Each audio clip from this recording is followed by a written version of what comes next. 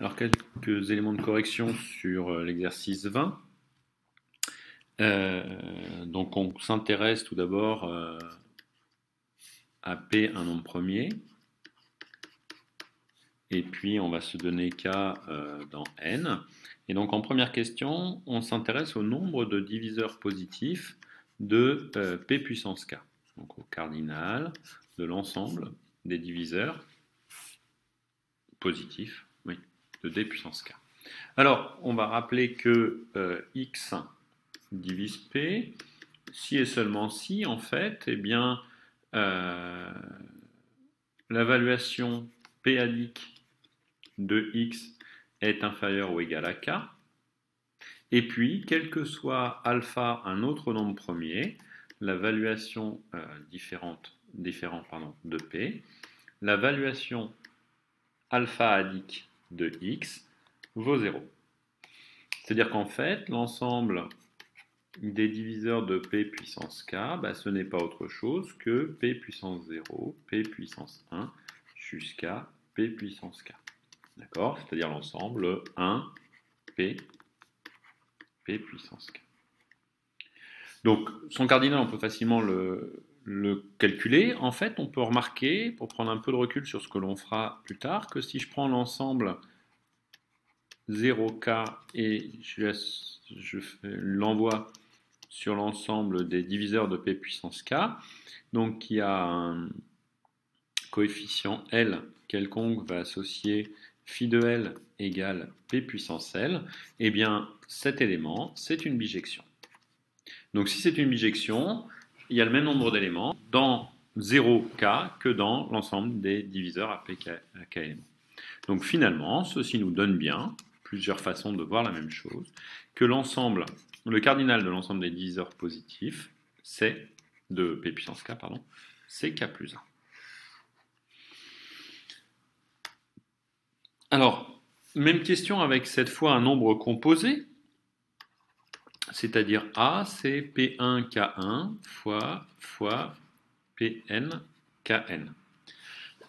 Alors, en fait, on va refaire le même raisonnement que tout à l'heure, on ose dire que X divise A, si et seulement si, eh bien, quel que soit I dans un N, l'évaluation PI adique de X est plus petite que l'évaluation PI adique de A, c'est-à-dire KI, et puis, quel que soit alpha qui n'appartient pas à l'ensemble P1, Pn, alpha bien sûr un nombre premier, l'évaluation alpha adique de A vaut 0. D'accord?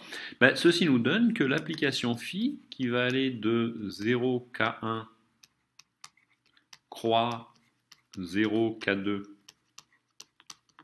croix, etc., 0Kn, a valeur dans l'ensemble des diviseurs positifs de A, qui a un n-uplet, alpha 1, alpha 2 jusqu'à alpha n, va associer phi de cet n-uplet qui sera P1 alpha 1 fois Pn alpha n.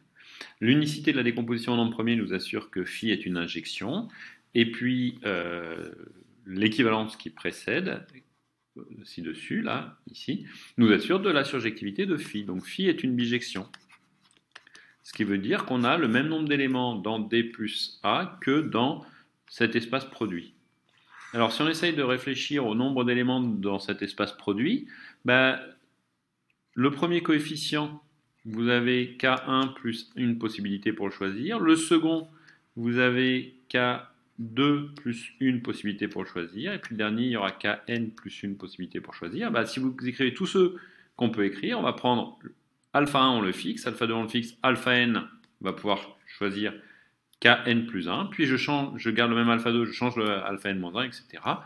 Et donc, c'est-à-dire qu'on va trouver le produit de J I allant de 1 à n des KI plus 1. Donc ceci est égal au cardinal de D plus de A. D'accord? Vous pouvez choisir librement alpha 1, etc. jusqu'à alpha n. Pour bien comprendre comment fonctionne ce produit, faites-le pour n égale 2. comprenez bien, écrivez la totalité pour des petites valeurs de K1, K2 et étendez-le pour maîtriser au moins intuitivement ceci. Et donc, partant de ce constat-là, question suivante, qui est de savoir à quelles conditions le cardinal de l'ensemble peut être impair, ben on voit que si pour que le cardinal de D plus de A soit congru à 1 modulo 2, ça veut dire que 2 ne divise pas ce cardinal, c'est-à-dire que 2 ne divise pas le produit des KI plus 1. Donc ça équivaut à dire que quel que soit I dans un N, la KI plus 1 est impair, donc congru à 1 modulo 2. Ce qui nous assure que pour tout I dans un N, KI est congru à 0 modulo 2. Ce qui veut dire que KI est un nombre pair, donc en fait, KI, c'est pas autre chose qu'un 2LI.